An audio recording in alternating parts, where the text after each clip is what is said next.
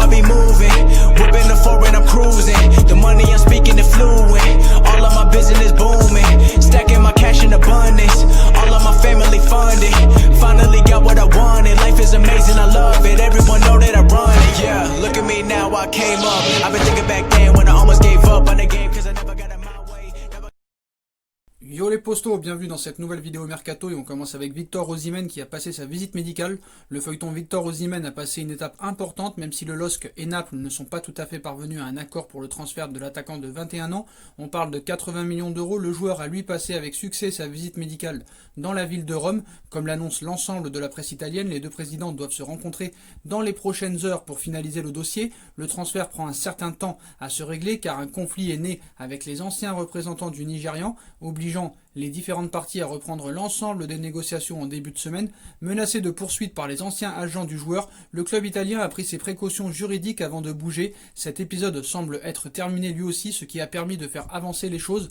Donc, finalisation du transfert dans les prochaines heures.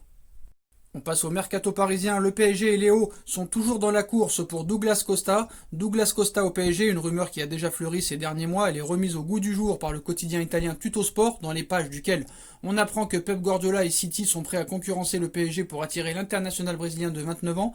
On parle d'un transfert à 40-50 millions d'euros, une somme qui serait directement réinvestie dans le transfert d'un avant-centre.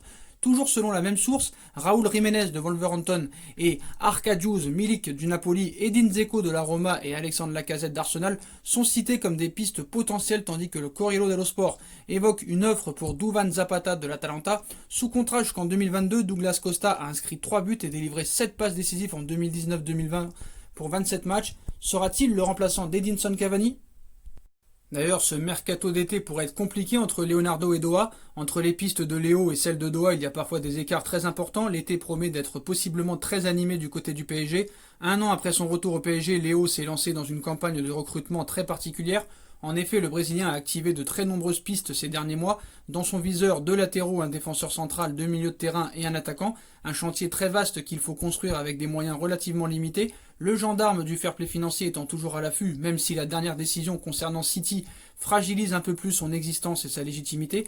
Pour mener à bien cette campagne estivale, Léo multiplie les contacts et les pistes afin d'avoir un choix très large au moment où il décidera de passer à l'offensif. A priori, pas tout de suite, Paris souhaitant attendre la fin de la saison et la Ligue des Champions pour pouvoir préparer la saison à venir. Mais déjà, quelques points de tension sont palpables. Les envies de Doha, les envies de Léo. Voilà, Leonardo semble avoir les pleins pouvoirs au PSG, une maîtrise qui faisait visiblement partie des conditions de son retour à Paris, mais dans les faits, il est illusoire d'imaginer que le Brésilien fait ce qu'il veut. En effet, du côté de Doha, on garde un œil plus qu'attentif sur le PSG et notamment sur le recrutement.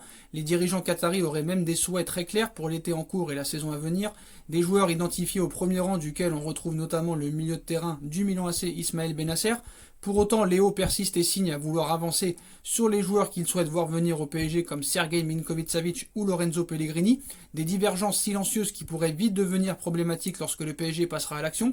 Si le Brésilien décide d'agir sans prendre en compte les envies de direction et de sa direction, Doha risque clairement de se braquer. Déjà que Léo roule sans toujours faire attention aux demandes de son entraîneur Thomas Tuchel, la première recrue parisienne en est la parfaite illustration. Le technicien allemand voulait et poussait pour Pierre-Emerick Aubameyang quand Leonardo a tout mis en œuvre pour transférer définitivement Mauro Icardi. Donc peut-être que ce mercato s'annonce pas si facile que ça. En tout cas, l'été nous dira le verdict. Voilà les postos, c'est la fin de cette vidéo Mercato. Comme d'habitude, dites-moi en commentaire ce que vous en pensez. Je compte sur vous pour bombarder la barre de like. On like, on partage, on commente, on s'abonne, on active la petite cloche pour être tenu au courant des vidéos Mercato qui vont sortir. On me rejoint sur mes différents réseaux sociaux ainsi que sur Utip ou sur ma deuxième chaîne YouTube No Feeling. Tout sera en bas en lien en description. Voilà les postos, je vous souhaite à tous une très bonne continuation. Prenez soin de vous et à très vite pour une nouvelle vidéo les postos. Tchuss.